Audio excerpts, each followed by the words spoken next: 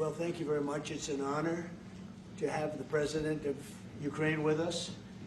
We've had a lot of good discussions, a lot of good talks, and I think progress is being made, very substantial progress in many ways.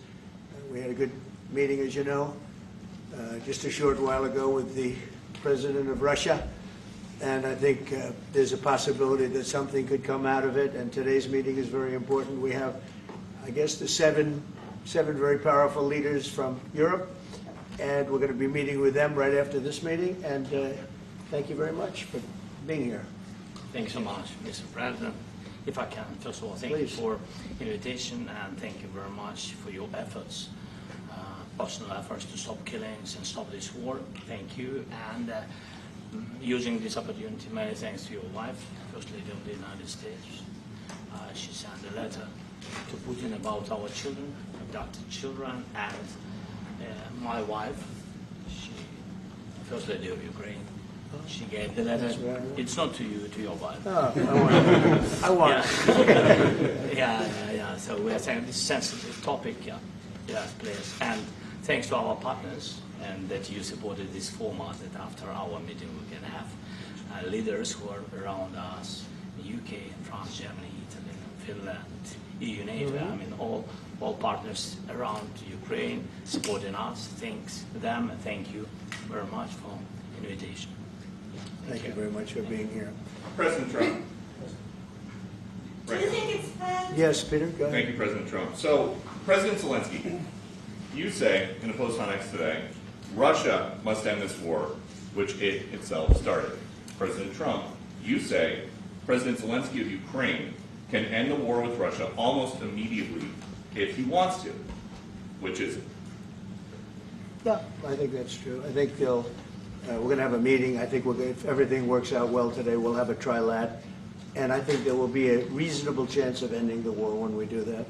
And, is this the end of the road for American support for Ukraine? Is today's meeting deal or no deal? I can never say that. It's never the end of the road. People are being killed, and we want to stop that. So I would not say it's the end of the road. No, I think we have a good chance of doing it. It's been almost 4 years now that a lot of people were killed last week. A lot of people last week. I mean, millions of people killed, but a lot of people last week for whatever reason. A big number, a lot of soldiers, on both sides. And I know the president, I know myself, and I believe Vladimir Putin wants to see it ended. And as you met with Putin on Friday, today you've got President Zelensky here.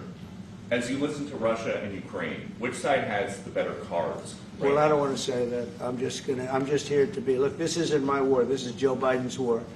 He's the one that had a lot to do with this happening, and we want to get it ended. And we want it to end good for everybody. We want it to end good. The people of Ukraine have suffered incredibly. And to that point, President Zelensky, are you prepared to keep sending Ukrainian troops to their deaths for another couple of years, or are you going to agree to redraw the maps? Thank you for your question. So, first of all, we live under each day attacks. That today have been a lot of attacks and a lot of wounded people, and the child was dead, small one year and a half.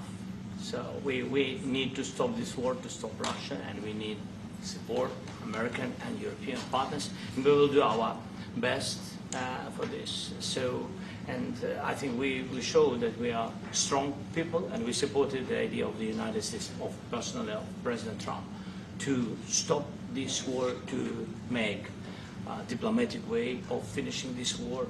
And we are ready for trilateral, as President said. This is a good signal about trilateral. I think this is very good. Thank you. Mr. President,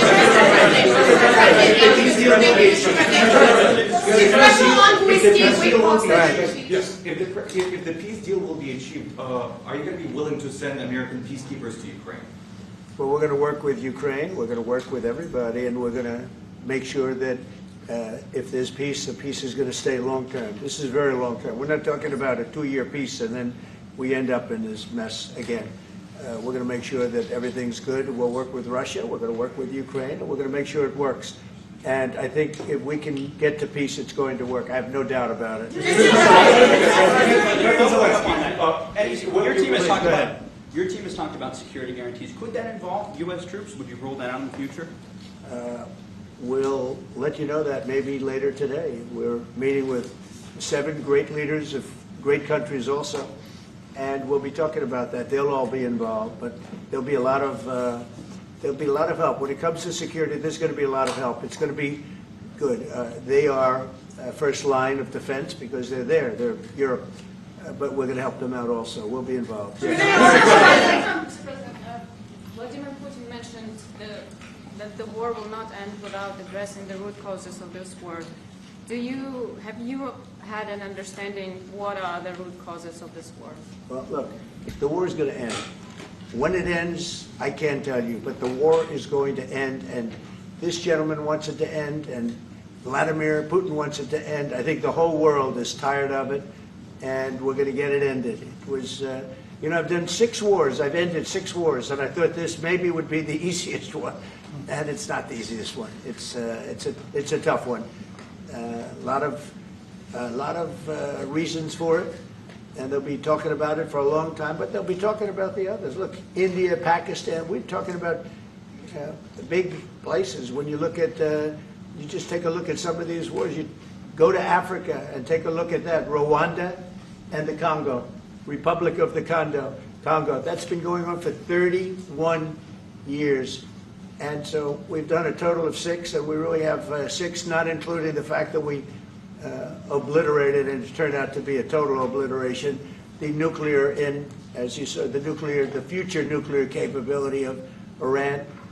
And this one, I think we're going to get solved also. I feel confident we're going to get it solved. I'd like guarantees, sir, from my special envoy put forward. Thank you, Mr. President. Can you tell us about your conversations with European leaders and what they need to see to support an end to the war? Yeah, well, we're going to be meeting with a great representative group and 7 very powerful, very big countries, great people, all friends of mine and friends of yours. And we're going to have some suggestions made. They want to see peace. They would like to see peace. President Trump, when did Russia, you said last In night the red, in the red. President Trump, do you think it's fair to, for Ukraine and for Russia to achieve a lasting and durable peace if Ukraine cedes its territories that Russia hasn't yet conquered? Do you think it's a fair peace for Ukraine?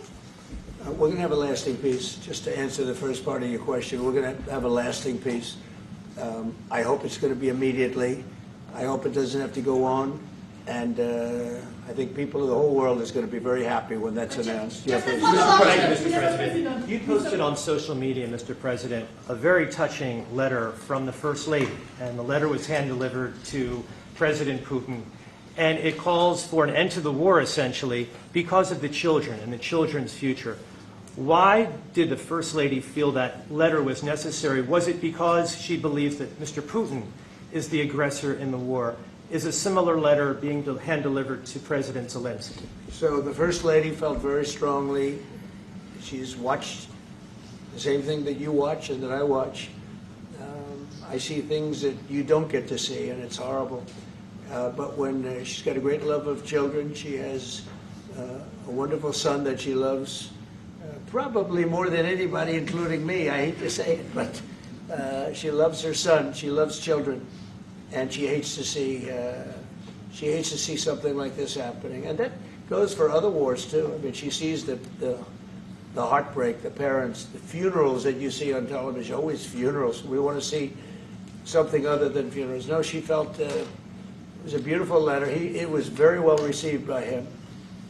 And she did ask me to say, she would love to see this end. She would love to see it end. And she says it very openly, very proudly, and with great sorrow because so many people have been killed.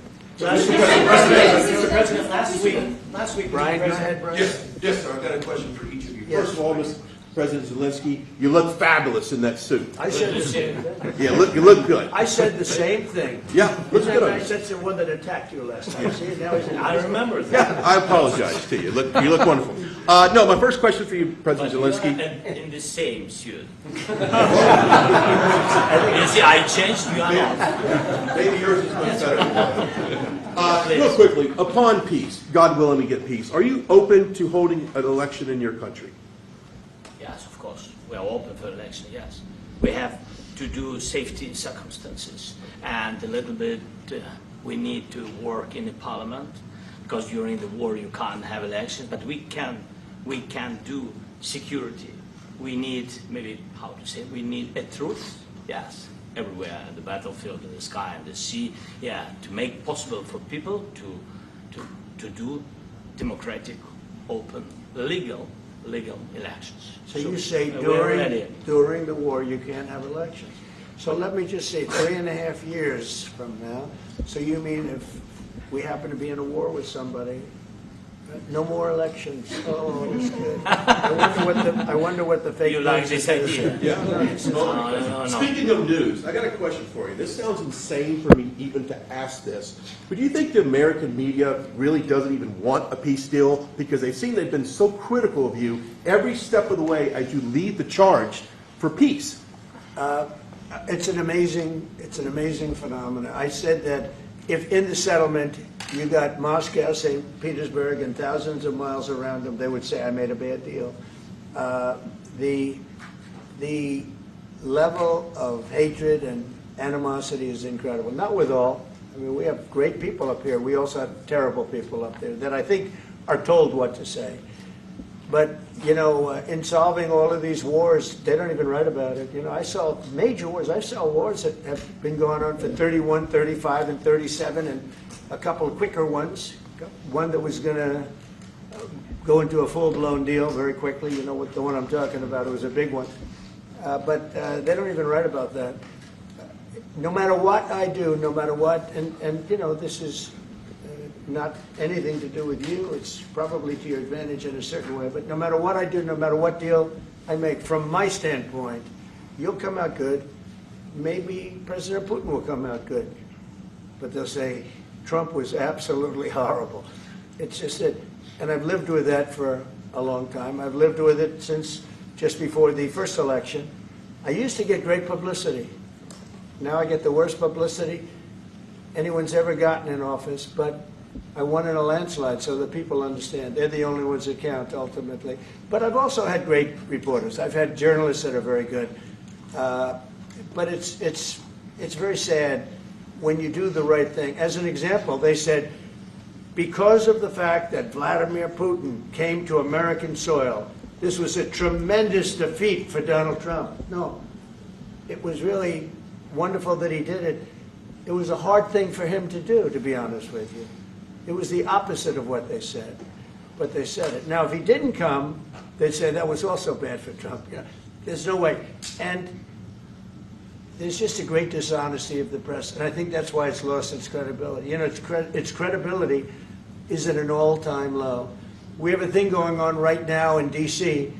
We went from the most unsafe place anywhere to a place that now people, friends are calling me up, Democrats are calling me up, and they're saying, sir, I want to thank you. My wife and I went out to dinner last night for the first time in 4 years, and Washington, D.C. is safe, and you did that in 4 days.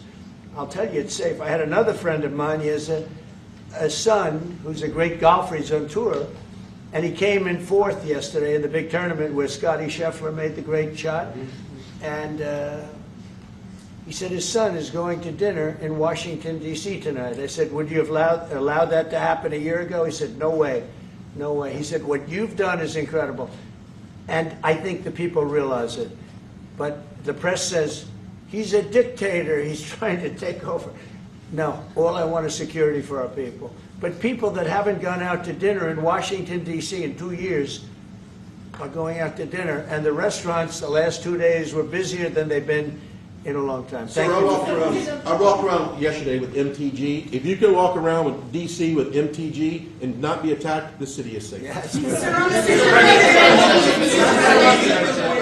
Thank you, Mr. President. Last week you warned of what you called severe consequences if a 30-day ceasefire or any type of ceasefire were not agreed to by Russia. Will there be severe consequences? Does that change because of I your don't meeting think you with need a President ceasefire. You know, if you look at the 6 deals that I settled this year, they were all at war. I didn't do any ceasefires.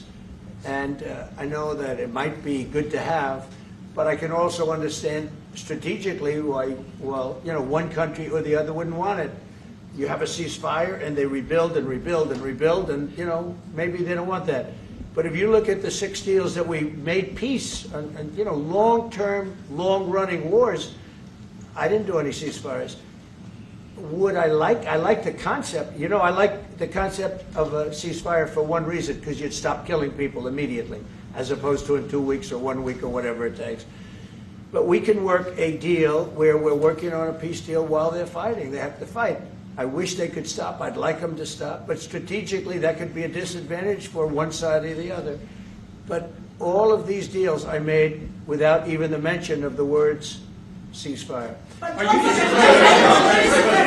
Zelensky, can you explain the decision to offer Ukraine Article 5-like security guarantees, but stop short of pushing for their full membership? Yeah, well, we haven't done anything on that yet.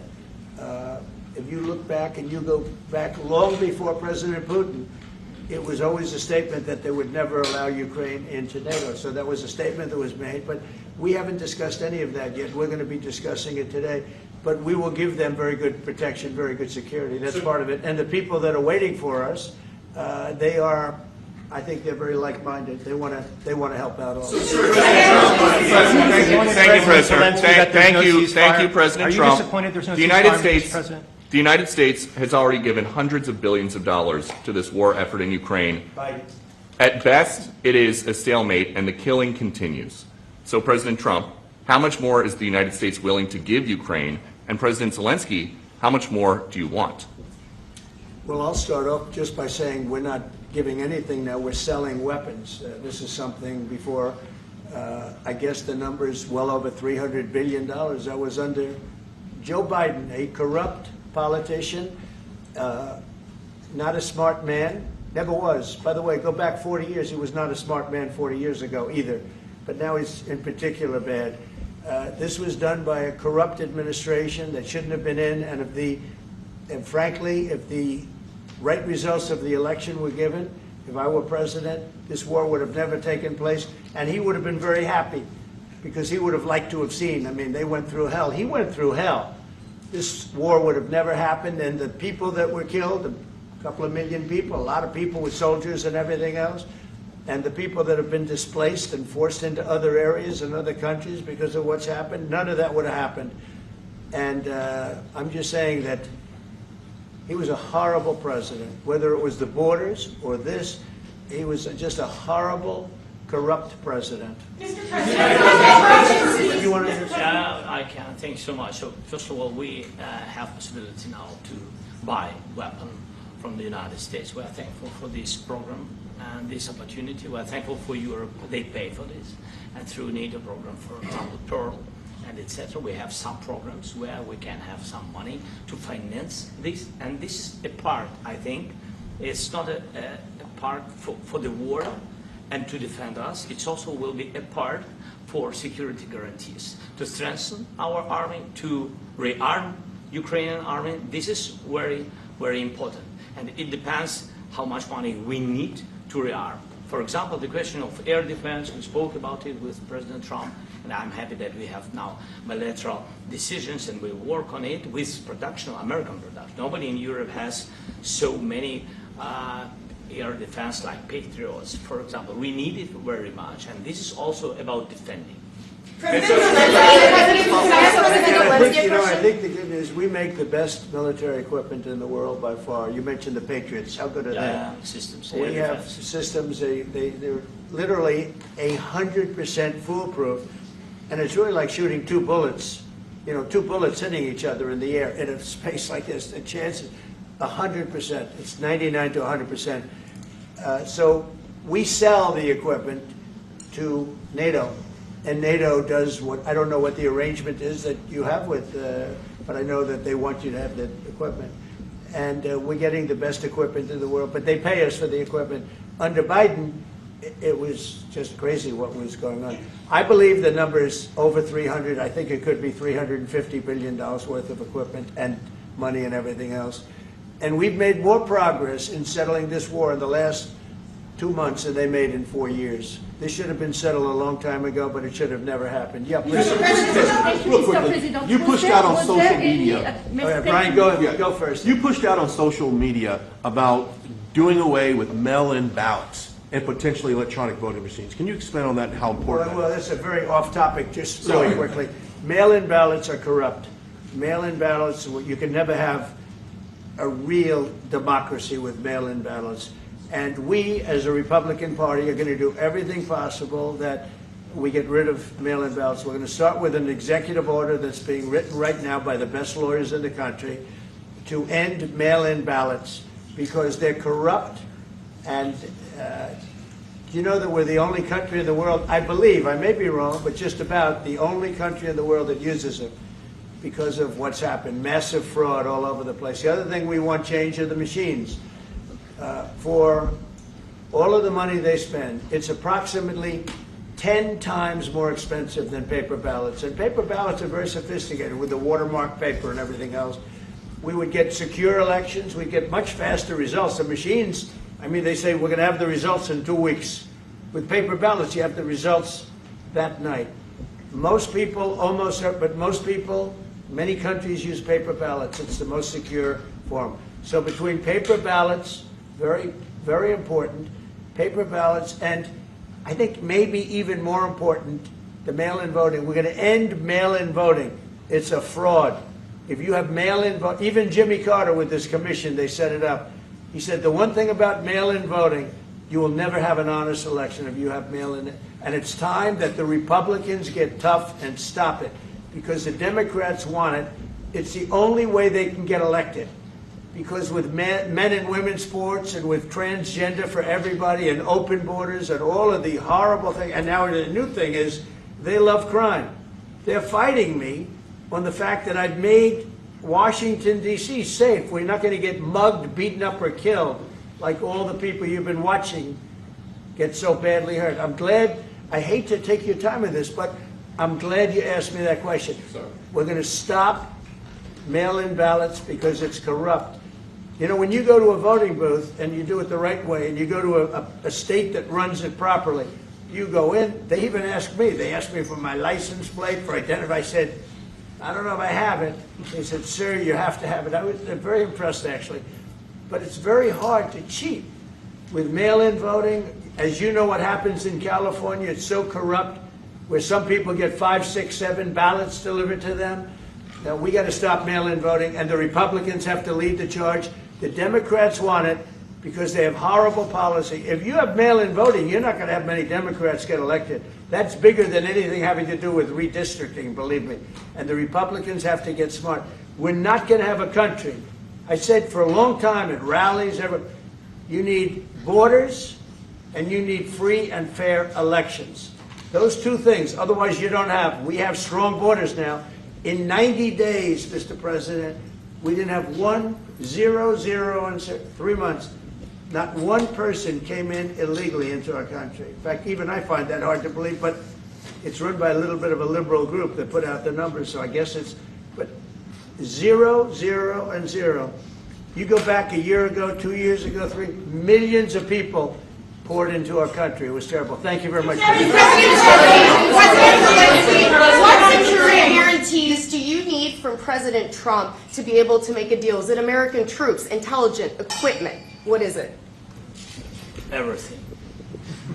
Really, it includes 2 parts. First, strong Ukrainian army. That's what I began to discuss with your colleagues. And it's a lot about weapon and then people and training missions and intelligence. And second, we will discuss with our partners. It depends on the big countries, on the United States, on a lot of our friends. And Mr. President, are you going to commit American troops to that NATO-like protection in order to get President Zelensky to a deal today? Well, I don't know if you define it that way, but NATO-like, I mean, we're going to give, we have people waiting in another room right now. They're all here from Europe, biggest people in Europe, and they want to give protection. They feel very strongly about it, and we'll help them out with that. I think it's very important. I think it's very important to get the deal done.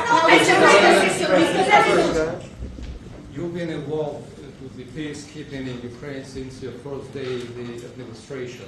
What would you say to the Ukrainian people right now who are suffering under the Russian attacks and hoping that the American people will stand with them? Well, I know Ukrainian people. I've known many over the years. They're great people. They're smart. They're energetic. They love their country. I mean, they love their country, and we want to get this war ended. That's all I can do.